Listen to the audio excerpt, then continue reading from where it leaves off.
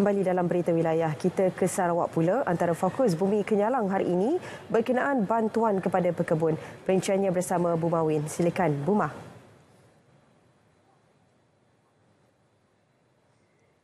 Ya dia, terima kasih. Kerajaan akan mengenal pasti pekebun di negara ini yang terjejas akibat banjir. Timbalan Perdana Menteri Datuk Seri Fadilah Yusof walau bagaimanapun menjelaskan musim hujan yang masih berterusan tidak lagi menentu, sukar bagi kerajaan untuk menyalurkan bantuan ketika ini. Datuk Seri Fadilah berkata kerajaan masih memfokuskan kepada bantuan kepada penduduk terjejas di beberapa buah negeri yang dilanda banjir. Lepas ini pasca baru kita nyerahkanlah bila sudah selesai keadaan macam di Johor. Banjir masih ada, air belum turun habis. Bila selesai kita akan mantuklah. Biasanya kita akan mantuk juga dengan mantuk cuci rumah dan sebagainya. Walau bagaimanapun, bentuk bantuan itu nanti akan disalurkan melalui badan-badan bukan kerajaan bagi memastikan pelaksanaannya lebih pantas. Datuk Seri Fadilah bercakap kepada media selepas majlis penyerahan voucher khas Back to School di Kuching. Seramai 1,500 murid sekolah rendah dan pelajar sekolah menengah sekitar kawasan Putrajaya menerima bantuan voucher tersebut. Pemilik tanah dinasihatkan untuk tidak menyerahkan keseluruhan tanah yang dimiliki untuk dibangunkan secara usaha sama dengan syarikat peladangan kelapa sawit. Sebaliknya, tinggalkan sedikit untuk diusahakan sendiri. Ini bagi menampung perbelanjaan keluarga sementara menunggu hasil daripada ladang sawit yang dibangunkan secara usaha sama.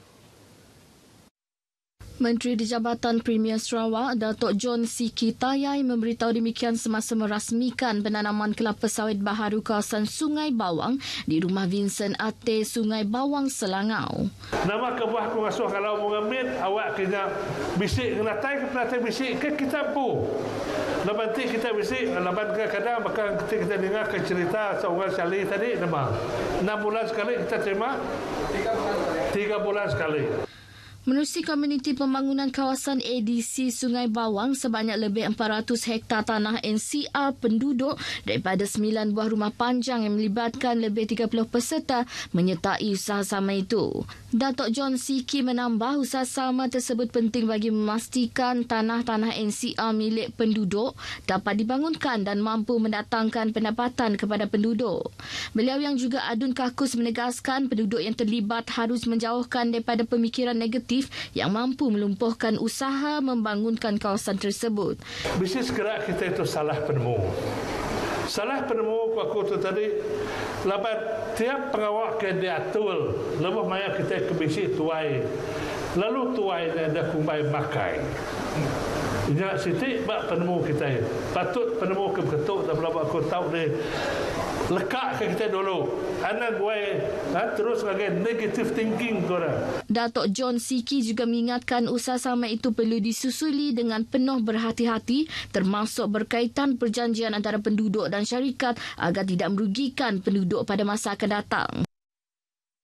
Baik, sektor pelancongan menjadi salah satu tumpuan utama bahagian Limbang dalam meningkatkan ekonomi penduduk setempat di utara Sarawak itu. Timbalan Menteri Industri Makanan, Komuniti dan Pembangunan Wilayah, Datuk Dr. Abdul Rahman Ismail memberitahu ini ekoran Limbang mempunyai potensi tinggi jadi tarikan pelancong dari luar untuk datang berkunjung. Datuk Dr. Abdul Rahman memberitahu ke arah itu satu pasukan petugas di peringkat Majlis Daerah Limbang dan pejabat residen diwujudkan bagi memastikan sektor itu dapat dibangunkan. Beliau berkata demikian pada media selepas merasmikan program Northern Region Music Festival 2023 di Limbang. Beliau dalam pada itu menzahirkan ucapan tahniah kepada Radio Televisyen Malaysia khususnya RTM Limbang atas kejayaan melaksanakan program tersebut. Ekoran mendapat sambutan menggalakkan. Beliau mengumumkan pada tahun-tahun mendatang RTM Limbang akan menjadi penganjur tetap bagi program itu.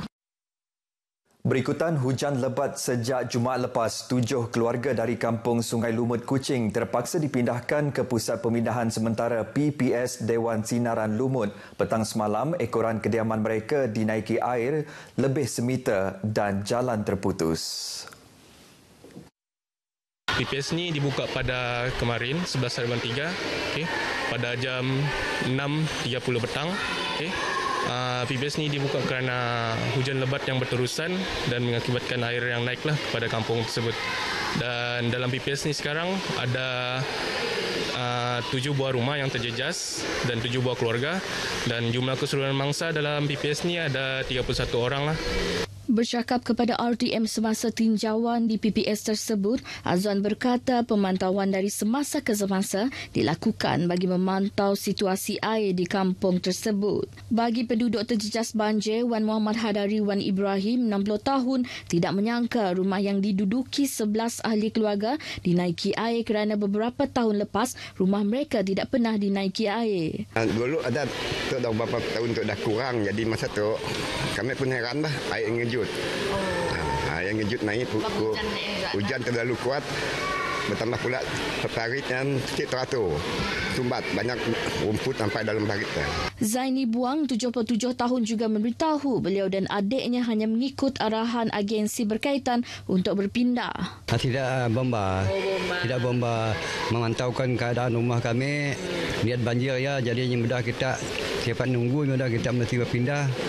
Banjir air itu akan naik lagi yang mudah. Jadi kami pun lalu tergesa-gesa ikutlah apa arahan daripada bomba.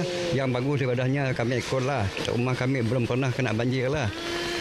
Oleh kerana sebabnya berlaku, oleh kerana paparitannya cetek lagi ada sumbat-sumbat, rumput apa semua, longkang-longkangnya ada kedaknya tersumbat, ada kedaknya isi teratur lah.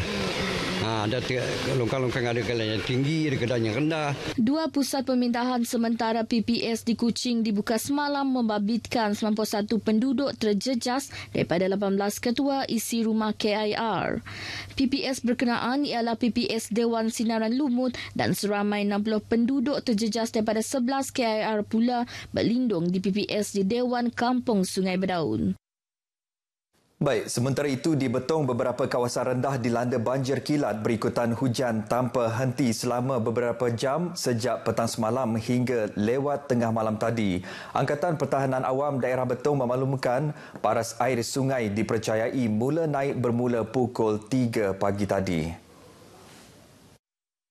Pemantauan pihaknya mendapati kawasan yang terjejas adalah Jalan Betong Bebangai ke Simpang Layar, berhampiran rumah panjang Rian Batang yang ditenggelami air sedalam setengah meter dan tidak dapat dilalui kenderaan kecil. Laluan masuk ke rumah panjang Rian Batang turut ditenggelami air. Turut terjejas akibat banjir adalah rumah panjang Lempawong, Sekatap, Buluh Antu dan beberapa kampung di Debak. Walau bagaimanapun tiada pemindahan dibuat.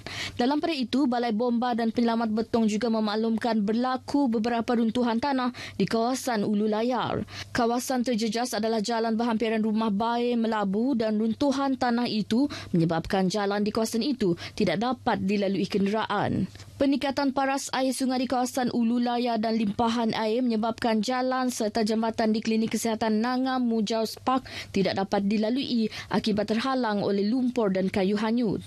Laporan tanah runtuh turut diterima daripada penduduk rumah Nyalau, Nibong asal Semanju di Lubuk Antu melibatkan kawasan di belakang rumah panjang mereka.